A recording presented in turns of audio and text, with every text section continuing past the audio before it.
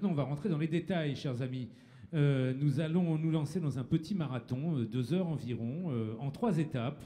Nous allons tout d'abord passer en revue les questions liées à l'imposition des revenus, ensuite celles liées à l'imposition des entreprises, et ensuite celles liées au contrôle fiscal et à la lutte contre la fraude fiscale. À chacune de ces étapes, un binôme, expert comptable, notaire. Si j'ai bien compris, pour l'imposition des revenus, des plus-values et du patrimoine, c'est le notaire qui ouvre le bal, mon cher Fabrice. Donc avec Absolument. Fabrice Luzu, et donc côté expert comptable, Laurent Benoudis, que vous écouterez un peu plus tard. Mes chers amis, à vous la parole. Fabrice, c'est parti. Merci Arnaud. Alors, avec Laurent, nous allons vous parler... Tu voulais peut-être dire un petit mot, Laurent, non? C'était juste pour rassurer l'ensemble de mes confrères, pour vous annoncer que Valérie Trierweiler est sortie de l'hôpital. Donc tout va bien.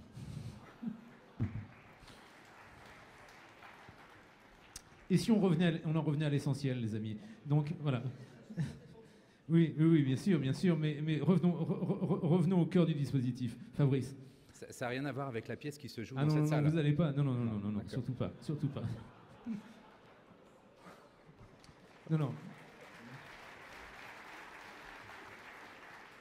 Ou alors peut-être à l'avance, Mamma Mia. Non, pardon, on va arrêter maintenant. Donc, allons-y. Okay. Rentrons dans les détails. Alors, les nouveautés en particulier en matière de mutation du patrimoine immobilier. On rentre tout de suite dans le vif du sujet. Absolument. Alors en matière de patrimoine immobilier, il y a 2 réformes. Il y a une réforme qui concerne les mutations à titre onéreux et l'autre qui concerne les mutations à titre gratuit. Donc en matière... Tac, voilà, ça fonctionne. En matière en fait, de mutation à titre onéreux, le taux départemental peut être porté à 4,5% pour les ventes qui vont être réalisées entre le 1er mars 2014 et le 29 février 2016. Alors quand on agrège l'ensemble des taxes avec les frais d'activité de recouvrement et la taxe de publicité foncière, ça signifie que le taux de vente immobilière va passer désormais à 5,81% au lieu de 5,09% actuellement.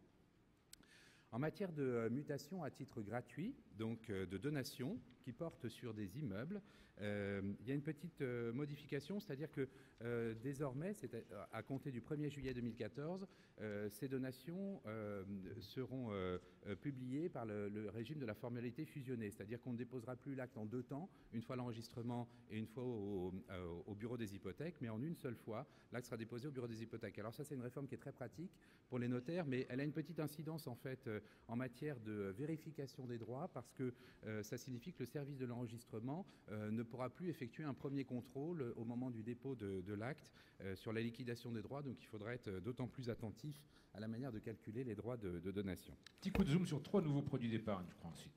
Alors oui, là, c'est en matière de mutation à titre gratuit, là, on assiste en fait à des vraies réformes. On disait tout à l'heure quels sont les points importants en fait dans cette loi de finances. Pour moi, ces modifications en matière de contrat d'assurance vie principalement, ce sont des vraies nouveautés. Alors elles sont nées des assises de l'épargne parce que, vous le savez, il y a eu un peu de décollecte l'année dernière, mais il y a 1600 milliards d'euros qui sont détenus en assurance vie. Et l'idée, en fait, était de procéder à une réforme de ces contrats d'assurance vie. La réforme est attendue pour l'année prochaine, mais on en a déjà les prémices par la loi de finances de cette année. Alors, le législateur a poursuivi 2 objectifs qui sont assez clairs. Le premier, il était ostensible, c'était d'orienter l'épargne, donc de flécher cette épargne vers 3 secteurs que sont l'économie solidaire, les PME et les ETI et le logement social. Et puis il y avait un autre objectif qui était aussi de moderniser les contrats d'assurance vie. Parce que les contrats d'assurance vie, on s'est rendu compte qu'il y avait un certain nombre de contribuables français notamment qui souscrivaient des contrats d'assurance vie au Luxembourg, non pas pour des raisons fiscales, mais pour des raisons de souplesse en fait de fonctionnement de ces contrats, et notamment parce que sur les contrats luxembourgeois, on peut détenir en fait des titres de société en direct. Ce qui n'était pas possible en fait dans des contrats d'assurance vie français. Et on va voir que maintenant, par les nouveaux contrats qui vont être constitués et créés dans les mois qui viennent, il sera possible de détenir des titres de société en direct. Alors pour bien comprendre, il faut faire quelques rappels fiscaux. Sur cette passion française, effectivement, qu'est l'assurance vie. Absolument. Alors, en matière de rachat, la fiscalité, on vous l'a rappelé en fait sur un slide, donc elle va dépendre, il y a 3 types de fiscalité. Donc il y a un prélèvement qui est libératoire dans l'impôt, il y a une contribution éventuelle sur les hauts revenus, et puis ensuite des prélèvements sociaux. Cette fiscalité, elle va dépendre de la durée de détention du contrat et donc de son ancienneté. Mais lorsqu'on effectue un rachat, c'est-à-dire que lorsqu'on mobilise en fait son épargne sur le contrat d'assurance vie, on est taxé aux taux qui sont exprimés ici. ici, mais sur la seule fraction d'intérêt qui est comprise dans le rachat. Voilà, il y a un petit schéma en fait qui vous explique ça très bien. C'est-à-dire que vous voyez ici, en fait, on détache en haut à droite, on détache en fait une fraction de l'épargne qui a été investie, et à l'occasion de ce rachat, donc pour former des revenus complémentaires au bénéfice du souscripteur, il y a une partie du rachat qui est du capital qui a été investi à l'origine, cette partie ne subit aucune fiscalité, et il y a une fraction en fait qui est simplement la portion extérieure, donc là en bleu sur le schéma, qui constitue les intérêts capitalisés et attachés à cette fraction qui elle subit la fiscalité. Donc on vous a donné un petit exemple chiffré qui n'est pas projeté, qui permet de mesurer qu'en réalité la pression fiscale sur les contrats d'assurance vie, le taux facial est élevé, mais l'assiette est assez faible lorsqu'on effectue des rachats. Ce point est assez important parce qu'on y reviendra tout à l'heure lorsqu'on parlera de plafonnement d'ISF. En matière de fiscalité par le décès, là il y a une nouveauté qu'on vous a donnée en rouge. Vous savez que c'est un tableau à 3 entrées en fait, pour savoir quel est le régime fiscal en matière de dénouement du contrat d'assurance vie par le décès. Ça dépend de l'âge du souscripteur au jour de versement de la prime, de la date de souscription du contrat et de cette date de versement de la prime. Et il y a 2 régimes fiscaux qui sont applicables, soit celui de l'article 757B, qui n'a pas été touché, soit celui de l'article 990I, qui subit une petite modification, vous le voyez, à compter du 1er juillet 2014, on vous l'a signalé en rouge, c'est-à-dire que le taux, il y a un taux en fait qui a été fixé de taxation des gros contrats d'assurance vie pour la part qui va excéder cette fois-ci 700 000 € par bénéficiaire. Donc aujourd'hui, on avait une surtaxe en fait qui était au-delà de 902 000 € par bénéficiaire, il y avait une taxe en fait à 25%. Et bien cette taxe va être supprimée et remplacée par une taxe à 31,25 pour la part supérieure à 700 000 € par bénéficiaire. Laurent, est-ce que tu sais pourquoi 31,25 ? Tu peux nous le dire en 2 mots parce que en fait, on s'est posé la question avec Laurent et je crois qu'il a la Le magicien des chiffres. En fait, c'est assez compliqué, mais vous allez voir dans le contrat précédent, le contrat J-Génération, on a droit à un abattement de 20% sur le montant des capitaux qui sont versés. Et donc, si on applique au capital versé 20% d'abattement, on rejoint en fait la même taxation que ce qu'on avait avant. Donc, c'est une prime en fait, une non-augmentation d'impôt pour les contrats qui seront migrés et transférés. Et 31,25 moins 20%, ça fait 25%. C'est pour ça qu'on arrive à ce taux avec des virgules. Bien vu. Alors, en matière de prélèvements sociaux, maintenant, donc le principe sur les contrats d'assurance vie, c'est que les prélèvements sociaux, en fait, sont dus sur les produits de capitalisation. La question de cette année, ça n'est pas en fait de savoir si ces prélèvements sont dus, c'est à quel taux est-ce qu'on va devoir les payer. Est-ce qu'on doit les payer en fait au taux historique, c'est-à-dire le taux des prélèvements sociaux applicables au moment où l'intérêt a été généré ou crédité en fait sur le contrat d'assurance vie, ou au taux actuel. Alors évidemment, en période de disette budgétaire, la tentation a été forte en fait de vouloir taxer au taux actuel, c'est-à-dire à 15,5. Mais cette mesure qui a été présentée comme une mesure de simplification, en réalité se traduit par une réelle mesure d'alourdissement en fait de la fiscalité portant sur ces rachats. Alors, la saisine du Conseil constitutionnel a porté sur ce point-là. Cette disposition a néanmoins été validée par le Conseil constitutionnel, à une exception qu'on vous rappelle ici sur le slide, pour les contrats qui ont été souscrits entre le 1er janvier 1990 et le 25 septembre 1997, et pour les intérêts réalisés pendant les 8 premières années de ces contrats. Un commentaire, Laurent ? Ce qu'on peut dire, c'est que ce n'est pas la peine d'essayer de comprendre, parce qu'on a mis du temps, on n'a pas compris. Mais de toute manière, c'est les compagnies d'assurance qui calculent ça au moment du versement du capital. Hein. Là, on parle bien des prélèvements sociaux au moment du versement du capital après le décès du souscripteur, pas de l'assuré. Alors, ces rappels effectués, maintenant, il y a effectivement, on assiste à la création de 2 nouveaux produits d'épargne, que sont le contrat Eurocroissance, et puis on va le voir juste après, le contrat Vigénération. Pour le contrat Eurocroissance, ça c'est un contrat qui désormais va prévoir une garantie en capital ou en rente pour les fonds qui ont été investis dans des supports, dans des contrats multisupports pendant une durée d'au moins 8 ans. Ces contrats, vous le savez, sur les contrats en euros, on avait jusqu'alors une garantie en capital. Sur les contrats en unité de compte, ces contrats multisupports dans lesquels on peut bouger d'un support à l'autre et procéder à des arbitrages, ces contrats-là ne bénéficiaient pas de garantie en capital. Désormais, en fait, ce sera possible. Alors, ça va supposer pour la compagnie de constituer en fait ce qu'on va appeler en fait une provision de diversification. La question ensuite, c'était de savoir si j'ai actuellement un contrat multisupport, est-ce que je vais pouvoir faire migrer ce contrat vers ces nouveaux contrats Eurocroissance ? A priori, ce sera possible et en principe de neutralité fiscale. Le régime juridique, toutefois, doit être précisé par un décret. à intervenir dans les 6 mois de publication de la loi de finances. Est-ce que ce décret est susceptible de revenir sur ce principe de neutralité qui stratégiquement est quand même un point clé, ou pas, pour l'instant vous n'avez pas d'indicateur là-dessus? A priori, enfin, la volonté du législateur était plutôt en fait de favoriser les migrations vers ces nouveaux contrats. Donc pour les inciter, il faut effectivement il n'y a pas de warning, maintenir. Voilà. D'accord. Très bien. Le contrat vie-génération. Alors deuxième grande nouveauté, en fait, c'est ce contrat vie-génération. Le contrat vie-génération, c'est le contrat qui va permettre d'avoir des investissements en direct pour soutenir un certain nombre de secteurs de l'économie qui ont été, Monsieur le ministre le rappelait tout à l'heure, qui ont été ciblés comme étant des secteurs à privilégier. Il s'agit en l'espèce en fait de pouvoir diriger une partie de l'épargne en fait vers, c'est-à-dire au minimum un tiers, au capital d'entreprises de taille intermédiaire. On vous a redonné la définition, donc ça couvre les ETI et les PME bien entendu, dans le logement intermédiaire et social, et aussi dans les entreprises de l'économie sociale et solidaire. Donc cette obligation de flécher l'épargne vers ces contrats d'assurance vie va bénéficier au titre de sociétés à prépondérance immobilière, OPCI ou SCPI, qui détiennent donc ou qui interviennent dans le logement social ou intermédiaire, mais ça va concerner aussi les ETI, avec cette fois-ci une réserve, c'est que le souscripteur ne détienne pas directement ou indirectement plus de 25% des droits dans les bénéfices sociaux ou qu'il ait détenu cette quotité au cours des 5 dernières années.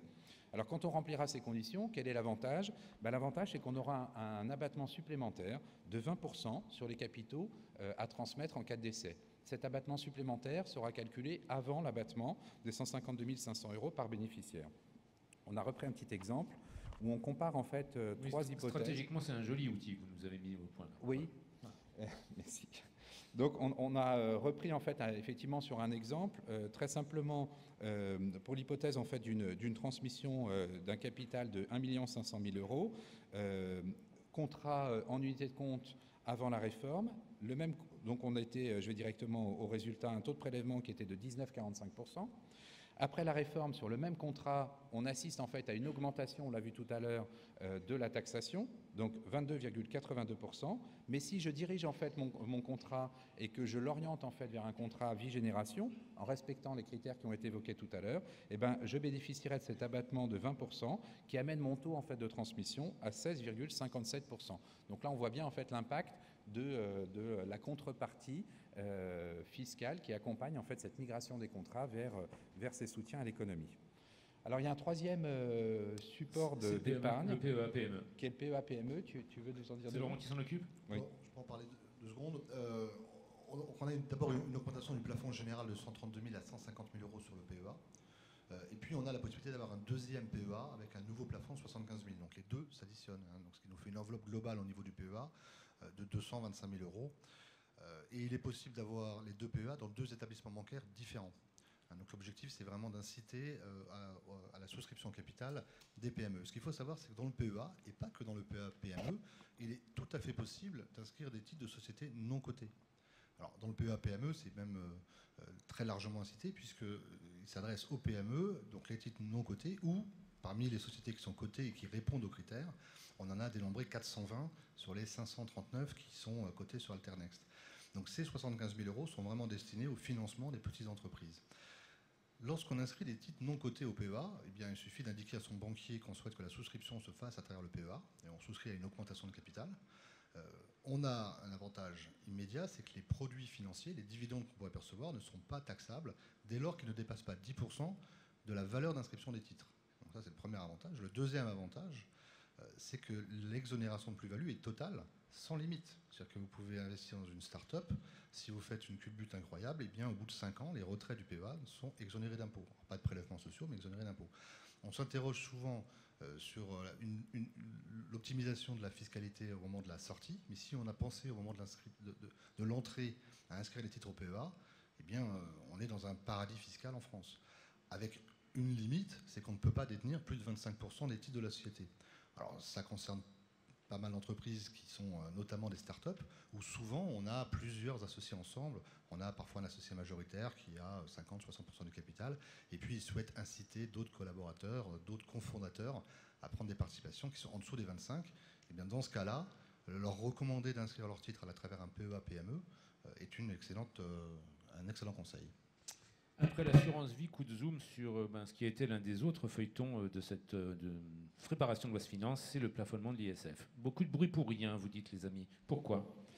Alors, pour comprendre, il faut juste faire un tout petit zoom ou rappel historique, en fait, pour se souvenir qu'en 2011, le bouclier fiscal avait été supprimé. Il a été supprimé, mais remplacé en fait par un système de plafonnement de l'ISF à 75% des revenus, sans d'ailleurs mécanisme correcteur de plafonnement des effets du plafonnement.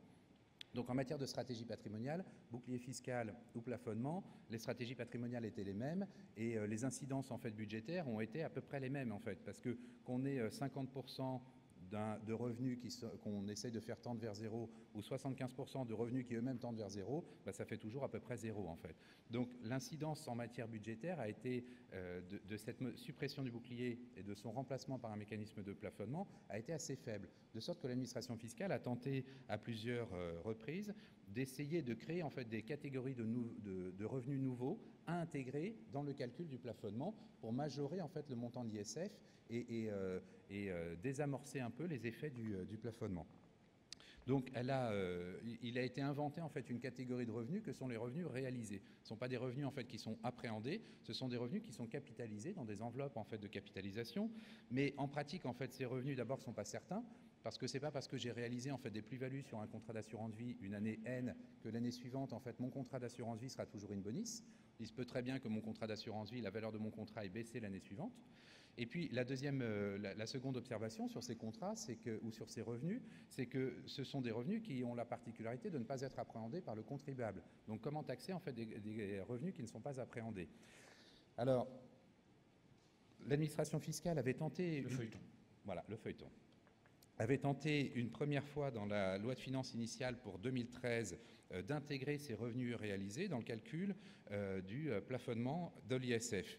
Le Conseil constitutionnel, souvenez-vous, l'année dernière, avait déjà en fait censuré cette disposition, et c'était la décision dont on vous a rappelé en fait les références ici. Mais par voie d'instruction, 3 jours avant le dépôt de la déclaration de succession, l'administration fiscale faisant fi en fait de cette censure du Conseil constitutionnel a réadressé une instruction, a rédigé une instruction administrative prescrivant d'intégrer en fait ces revenus dans le calcul du plafonnement de l'ISF. Par une décision du Conseil d'État en date du 20 décembre 2013, les paragraphes de l'instruction administrative prescrivant justement de réintégrer ces revenus ont été supprimés et ont été annulés.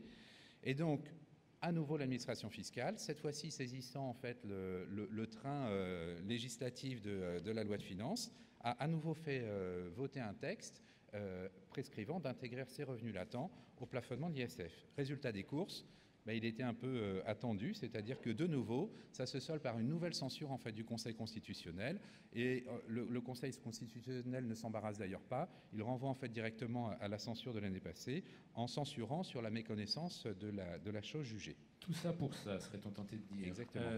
Maintenant, coup de zoom sur la mère de toutes les batailles fiscales pour les ménages, c'est l'impôt sur les revenus. Qu'est-ce qui bouge, mon cher Laurent? Eh bien,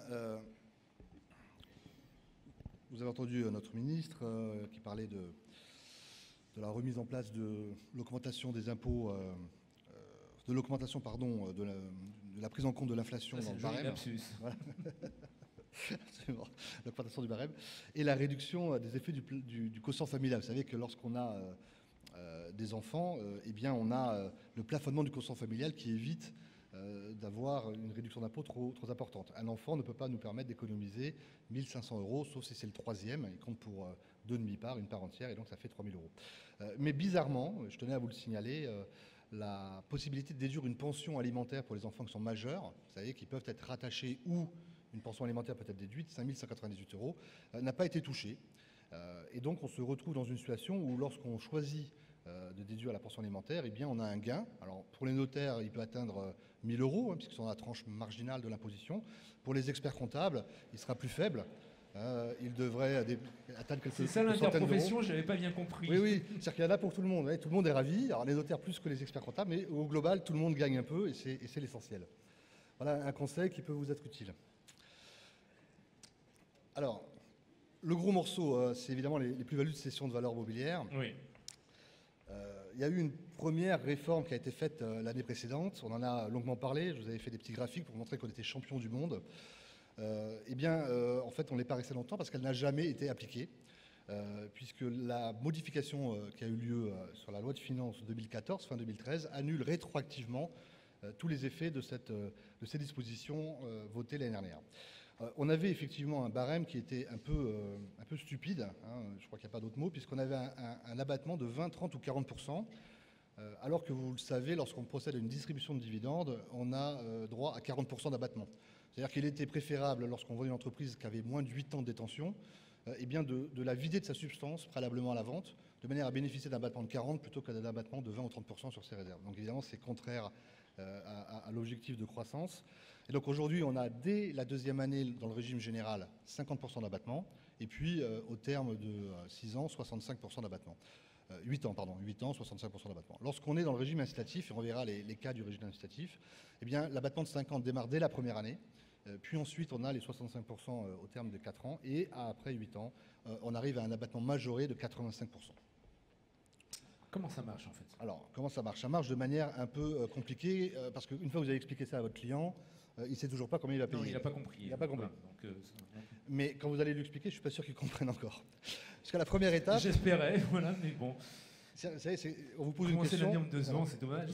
Quand on vous pose une question, la première chose, c'est d'en poser au moins 3 ou 4 derrière. La première étape, c'est de connaître la tranche marginale d'imposition du client, évidemment, parce que maintenant, les plus-values sont imposables au barème progressif. Donc évidemment, ça dépend du niveau de revenu du client, savoir s'il est marié ou pas. Évidemment, ce n'est pas la même chose. Donc il peut être déjà taxé à 14, 30, 41, 45. Deuxième étape, c'est de calculer la durée des tensions.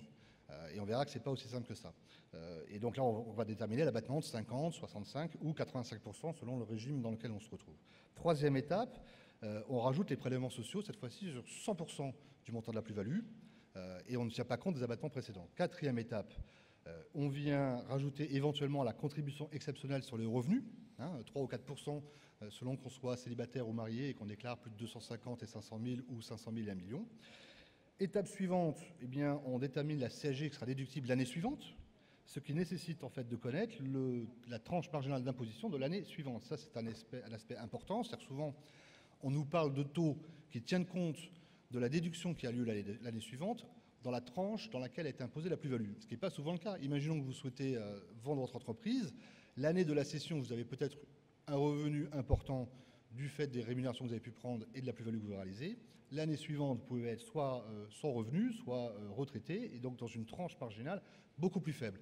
Et donc il y a nécessairement un calcul à faire qui doit tenir compte de la tranche d'imposition de l'année suivante. Donc, ce qui fait que c'est effectivement un peu compliqué. Alors si on fait un petit exemple dans le régime général, le régime incitatif, un petit exemple pour essayer de comprendre. Voilà. Là, on raisonne en tranche marginale, donc on a affaire à des personnes qui sont dans les tranches les plus élevées, avec des taux qui s'établissent à 33% dans le régime général et 24% dans le régime incitatif. Oui, alors Laurent, tu as oublié l'étape 0 qui était de prendre un Doliprane quand même en fait. Hein. Oui. Et l'étape ultime qui est de vous renouveler vos mandats, messieurs, jusqu'à ce que c'est du monde entreprise. Ça, on a compris le message pour le client. Voilà. Sur les taux, ce qu'on peut simplement faire observer, c'est qu'à l'occasion des journées de la transmission d'entreprise qui sont co-organisées par nos 2 professions franciliennes, on avait demandé aux étudiants de l'Université de Dauphine de faire une petite étude comparative auprès de différents pays de l'OCDE pour comparer en fait justement les taux de taxation, parce qu'on s'était rendu compte que la France, en fait, la taxation en France était devenue extrêmement importante, avec un régime entrepreneur taxé au taux marginal de 38,5%. Avec le taux en fait qui est indiqué ici à 23,96, ça replace la France en fait dans la moyenne des pays européens, où on voit que la bonne moyenne, en dehors de quelques exceptions, c'est entre 20 et 25% en fait. Donc là, la France est redevenue non pas compétitive, mais réétalonne en fait dans les pays de l'OCDE. Donc dans ce brouillard, quand même une bonne nouvelle finalement. Oui, tout à fait. Non, mais ça c'est clairement une bonne nouvelle. Non, mais ça c'est à retenir, puisqu'elles sont pas si nombreuses effectivement. Je ne suis pas sûr qu'on ait été vers plus de simplicité. Par contre, on a effectivement une charge fiscale qui est allégée. Alors, comment s'appliquent les régimes généraux et le régime incitatif? Alors déjà, on a une première difficulté, c'est l'année 2013. Puisqu'en 2013, en fait, tous les régimes qui étaient applicables le restent. Même si les taux d'abattement, par contre, sont les nouveaux taux d'abattement dont on vient de parler. Donc ça, il faut l'avoir en tête. On ne va pas rentrer dans le détail parce qu'on n'a pas trop le temps. Mais voilà. Non. Alors, il y a un dispositif qu'on peut signaler qui a été, lui également, complètement supprimé, qui n'est pas repris en 2014, c'est le remploi, vous savez, le 150 des bis, qui permettait d'exonérer d'impôt la plus-value lorsqu'on réinvestissait après 8 ans de détention dans une nouvelle entreprise pour une durée de 5 ans. Voilà, ça devait rester à l'issue des assises, et en définitive, ça a été annulé dans le projet définitif. Petit coup de zoom sur le régime de droit commun. Alors, régime de droit commun, on est dans un système où on ne distingue plus aujourd'hui la nature des investisseurs. Ça faisait partie de l'ambition des assises de dire c'est pas, une entreprise, c'est une communauté d'intérêts, et on ne doit pas traiter différemment le chef d'entreprise, l'investisseur, l'associé passif, l'associé actif, celui qui travaille, celui qui ne travaille pas. Donc aujourd'hui, il n'y a plus cette distinction, sauf en cas de départ à la retraite, on le verra. On doit calculer la durée de détention de date à date. Ça, c'était pour éviter une dérive qui aurait été l'achat, par exemple, d'une entreprise dans le régime incitatif le 15 décembre, sa cession le 15 janvier. On aurait eu en fait un mois de détention, et si on avait retenu une date au 1er janvier, comme c'était à l'origine dans le texte, eh bien, on aurait pu avoir un abattement de 50%. Alors maintenant, il faut savoir qu'on est situé dans une entreprise qui a moins de 10 ans et réaliser une plus-value significative en 30 jours, je ne suis pas sûr qu'on aurait eu beaucoup d'abus. Enfin bon, voilà. Donc maintenant, on calcule de date à date, ce qui ne va pas simplifier les choses lorsqu'on a des titres qui ont été acquis il y a 4, 5, 6 ans, notamment dans un portefeuille de valeurs mobilières. Ça ne va pas être simple de savoir à quelle date exactement elle a été acquise. Ce qu'il faut dire, c'est que la plus-value doit tenir compte de la réduction Madelin. Vous savez que lorsque vous souscrivez au capital d'une entreprise, vous avez la possibilité d'avoir une réduction d'impôt qui était à l'époque de 25% et qui est aujourd'hui de 18%. Eh bien, pour éviter d'avoir un avantage à l'entrée et un avantage à la sortie, il va falloir tenir compte de cette économie qu'on a pu faire d'un point de vue fiscal dans le calcul de la plus-value. Donc, on va rajouter l'allègement Madelin en montant de la plus-value. On a échappé avec cette disposition au pire, parce que la première version du projet de loi de finances qui est sortie de l'Assemblée nationale écartait l'application du régime incitatif lorsque une réduction Madelin avait été obtenue à l'entrée. C'est-à-dire que c'était définitif. Le Sénat a remis ça dans les ordres et tout s'est remis correctement. Donc maintenant, il faut tenir compte de cette réduction Madelin. Il va falloir retrouver l'éventuelle réduction Madelin que vous avez pu avoir en 94 ou 95 quand elle a été créée pour calculer le montant de votre plus-value. Et puis là où il y a aussi un élément à avoir en tête, c'est que l'abattement, il se calcule à la fois sur les plus-values, mais aussi sur les moins-values. Un petit exemple pour bien comprendre. Ça ne va pas simplifier les choses. Alors l'exemple, ça va être compliqué parce que, vous voyez, ici, je vois rien, et là-bas non plus, et celui-là, il est cassé. Donc, bon, alors vous aurez l'exemple, effectivement, je vous fais un petit teasing. Alors, je vais vous faire l'exemple. Un scénario, effectivement, vous aurez... ça, ce sera dans les documents que vous... Alors, c'est dans les documents que vous avez déjà, mais en 2 mots, hein, ce qu'il faut comprendre, c'est que comme on va avoir une moins-value, si on a une moins-value qui est d'égale montant de la plus-value, économiquement, je n'ai ni gagné ni perdu. Mais si ma plus-value a moins d'1 an et ma moins-value a, mettons, plus de 10 ans, je me retrouve à abattre ma moins-value des 65% dans le régime général, et donc je me retrouve avec une plus-value fiscale, alors qu'économiquement, je n'ai aucune plus-value. Donc il va falloir gérer intelligemment les moins-values lorsqu'elles ont une durée longue, pour éviter que celles-ci, en définitive, soient réduites du montant de l'abattement pour durée de détention. Et donc tous les détails dans vos documents de travail. Petit coup de zoom sur le régime incitatif. Juste un point, parce que même sans rien voir. J'ai une petite précision. J'essaie d'en profiter pour gagner du temps, vous avez compris, mon cher Laurent. Lorsqu'on détient des titres d'une même société, là on est dans une situation plus compliquée. Il va falloir déterminer le montant de la plus-value en retenant comme calcul le coût moyen pondéré. C'est-à-dire qu'on va d'abord faire un premier calcul, première étape, quel est le montant de la plus-value sur la cession de mes titres, avec une méthode qui est le coût moyen pondéré. Mais au moment où je vais déterminer l'abattement, cette fois-ci, je vais utiliser la méthode du FIFO. Donc on va cumuler le CMP et le FIFO pour calculer le montant de la plus-value et quel est l'abattement qui s'applique sur celle-ci. Voilà, vous avez l'exemple qui apparaît sur le visuel. On passe au régime incitatif. Exactement. Dans quel cas ça fonctionne et comment ça marche, cette histoire? Dans 3 cas qu'on va voir l'un après l'autre. Le premier cas qui est nouveau, celui qui a pour objet d'inciter à la création d'entreprise, c'est pour les titres acquis au cours des 10 premières années. Alors, titres acquis pour les 10 premières années, ça ne veut pas dire que l'entreprise a moins de 10 ans quand on la vend.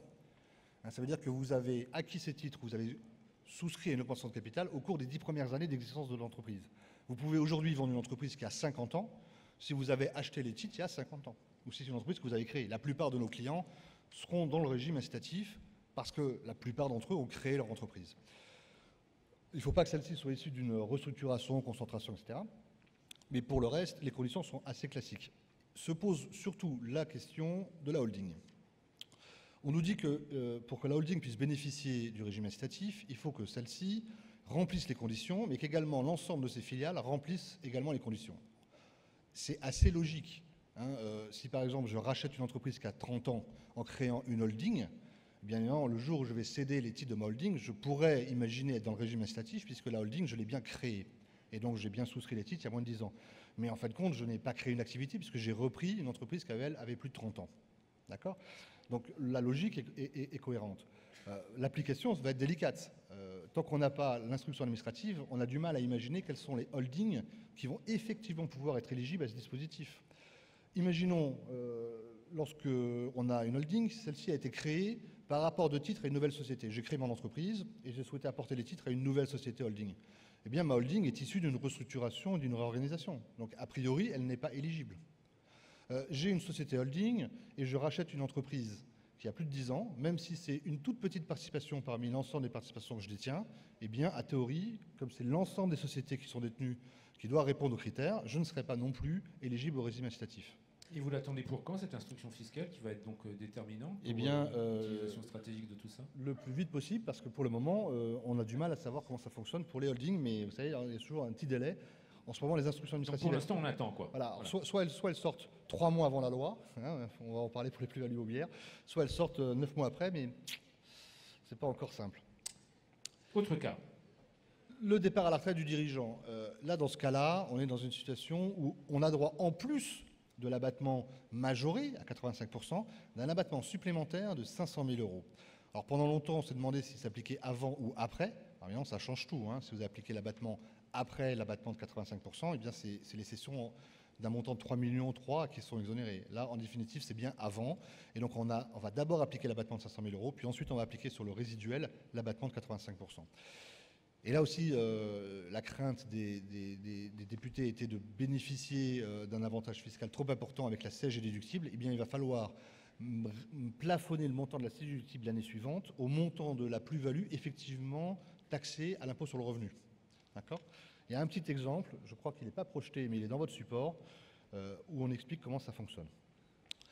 Il y a aussi 2 mesures anti-abus. La première, c'est le chef d'entreprise qui imaginerait pouvoir céder en plusieurs étapes son entreprise de manière à pouvoir bénéficier plusieurs fois de l'abattement de 500 000 €. Ce n'est pas possible. Pour une même société, on ne l'applique qu'une fois. Et puis, si vous dites, je vais faire une scission et je vais avoir à ce moment-là 2 entreprises que je vais vendre, eh bien, c'est la même histoire. Si vous attendez moins de 2 ans entre la scission et la cession des entreprises, on n'aura qu'à droit qu'à un seul abattement. Troisième et dernier cas, celui où l'entreprise est vraiment une affaire de famille, en fait. Alors, celui-là, on est dans un dispositif, vous savez, c'était l'ancien 150 OA1, troisièmement, qui a une application assez limitée. Lorsqu'on a une entreprise qui a une certaine valeur, il va bien falloir rembourser la dette qui a été faite sur l'impôt sur le revenu, et donc ça coûte beaucoup trop cher. Bon, donc ça s'applique assez peu, mais c'est repris quasiment à l'identique.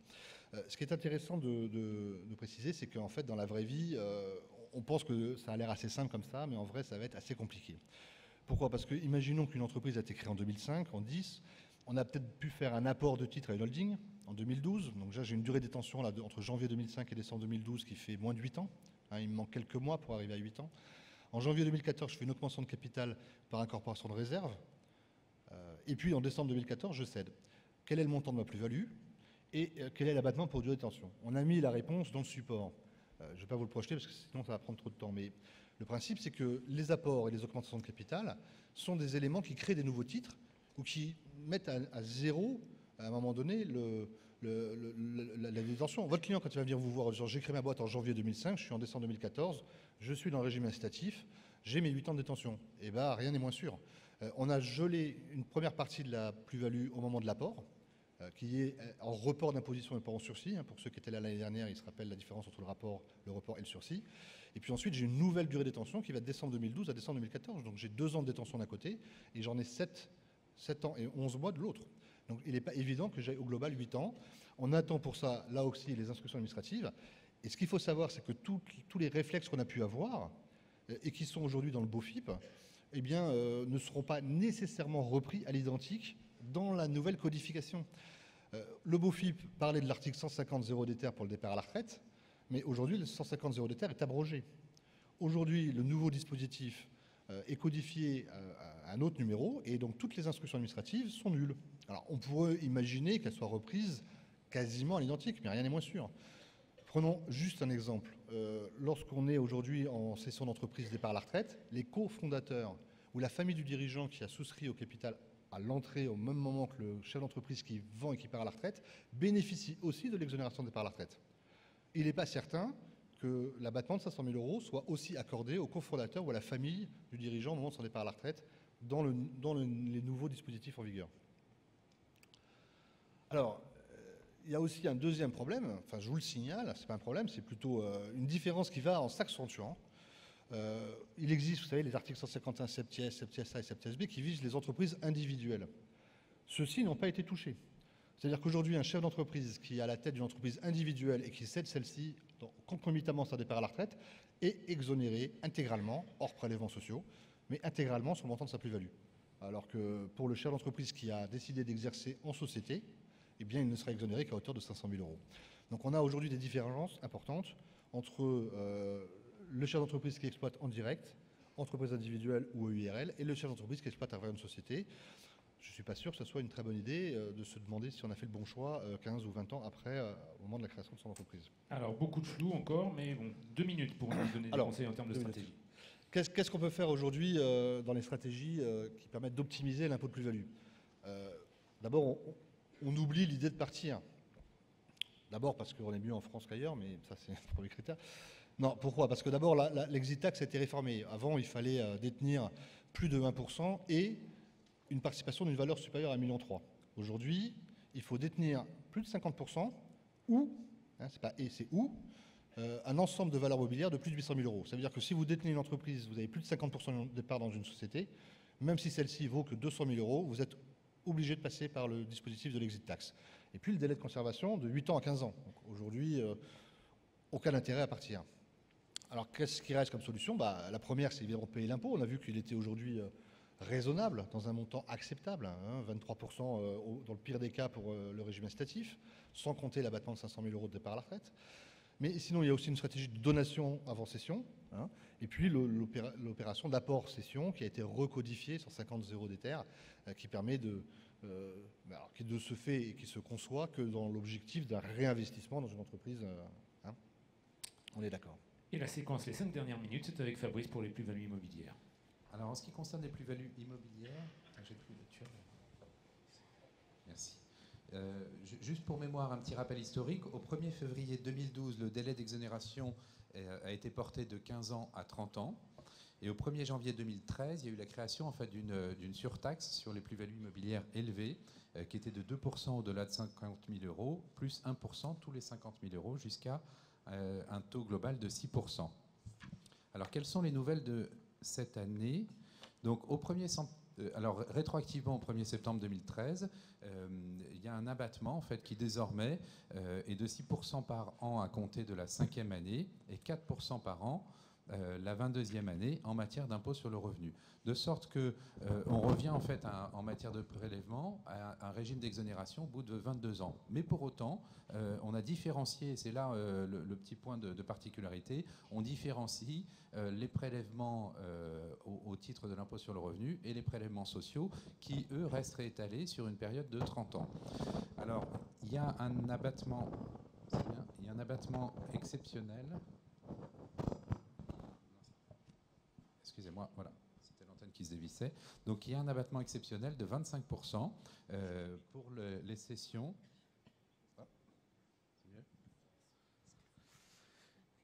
Pour les cessions intervenues du 1er septembre 2013 au 31 août 2014.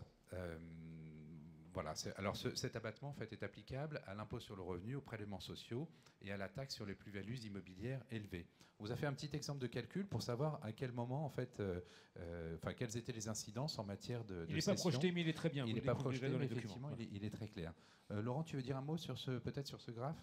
Alors, vous savez, il est beaucoup plus simple de donner des conseils en matière fiscale quand on dit ce qu'il fallait faire il y a quelques années. Et donc là, vous auriez pu recommander à votre client qu'il fallait vendre en 2011. Il va être hyper content. Mais la question, je ne suis pas sûr qu'il va vous renouveler votre mandat si vous faites ça. Bon. Alors, par contre, est-ce qu'il faut vendre en 2013? La réponse est oui. Vous voyez, c'est la courbe verte.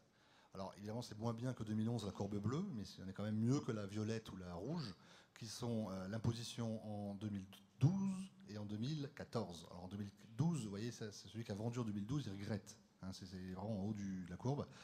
Et 2014, c'est mieux.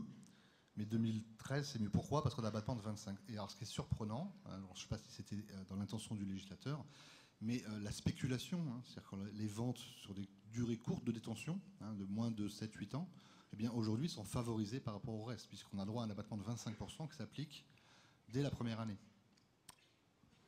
Mais comme on fait la chasse aux abus, un petit coup de zoom sur 2 dispositifs. Alors, effectivement, ce nouveau dispositif est encadré d'un dispositif lui-même anti-abus, c'est-à-dire que l'abattement de 25% est exclu en cas de cession à son conjoint, à son partenaire, à son concubin notoire. C'est une nouvelle définition, en fait. Pas de commentaires. Ses ascendants et descendants. Et ainsi qu'à toute personne morale dans lesquelles les mêmes personnes seraient associées ou le deviendraient à l'occasion de cette cession. En ce qui concerne les terrains à bâtir, on l'évoquait tout à l'heure, la loi de finances supprimait en réalité tout abattement pour les terrains à bâtir, mais cette disposition a été censurée par le Conseil constitutionnel parce que cette disposition ne tenait absolument aucun compte en fait de l'érosion monétaire. Donc c'est la raison pour laquelle ça a été censuré par le Conseil constitutionnel. La question en fait que nous nous sommes posée ensuite, c'est qu'une fois cette censure intervenue, quel était le taux de taxation qui demeurait applicable? Est-ce qu'on revenait en fait à l'ancien taux de taxation, donc exonération au bout de 30 ans, ou est-ce qu'il fallait adopter le nouveau système d'exonération, 22 ans pour le prélèvement et 30 ans pour les prélèvements sociaux? Et là, il y a un rescrit en fait qui a été publié, qui est en date du 9 janvier 2014, qui prescrit en fait d'imposer en fait selon le régime historique, c'est-à-dire des 30 ans pour bénéficier de l'exonération totale. Rappelons simplement que ces plus-values sur terrain à bâtir sont exclues de la taxe sur les plus-values immobilières élevées, et qu'une cession qui porte sur une société à prépondérance immobilière dont l'actif est composé de terrains à bâtir suit le régime des cessions d'immeubles autres que les terrains à bâtir. Alors, il y a un petit coup de zoom. Oui. Voilà, dernier point en fait qui est passé assez inaperçu. En fait, c'est une réforme qui concerne les cessions de biens meubles. Alors, présenté comme ça, en fait, on ne voit pas trop à quoi ça fait allusion, mais en réalité, ça concerne directement, vous savez, les collectionneurs d'art qui vendaient, en fait, pour financer leur train de vie ou pour réaliser des plus-values spéculatives, des œuvres d'art avec une exonération de plus-value qui était acquise au bout de 12 ans. En réalité, il y a 2 systèmes de taxation. Soit on est taxé en fait à un taux sur le prix de vente, et désormais ce taux est augmenté parce qu'il passe de 7,5 à 10% sur les métaux précieux et de 4,5 à 6% sur les bijoux, objets d'art, de collection et d'antiquité. Soit en fait on rentre dans le régime général des plus-values, et là on était exonéré au bout de 12 ans, et désormais il faudra attendre 22 ans en fait pour avoir l'exonération complète sur ces plus-values. Oui, pour les contribuables concernés, c'est un vrai changement de donne. C'est un vrai changement, et au fond ce qui est quand même assez logique, c'est que vous avez en fait des délais d'exonération, on vient de voir en matière immobilière qui sont passés à 22 ans. Il eût été illogique en fait de maintenir des délais d'exonération pour les biens meubles simplement au bout de 12 années de détention. Merci messieurs. Timing tenu à la minute près. On peut les féliciter et les remercier. Laurent, vous avez droit pour cette ponctualité à un ultime commentaire. Pendant que Fabrice parlait, je regardais mon portable. Donc François Hollande a fait une déclaration à la sortie de Valérie Trierweiler. La première chose qu'il a dit, c'est le changement, c'est maintenant. Et qu'il fallait Trierweiler moins pour gagner plus. Voilà, ça c'était. On peut toujours compter sur Laurent, effectivement, pour les séquences ludiques. Merci beaucoup. Voilà, on ne rattrapera peut-être pas le retard que nous avons pris au début de cette session, mais grâce encore une fois au sens de la concision de nos experts, je vous garantis qu'on ne l'aggravera pas.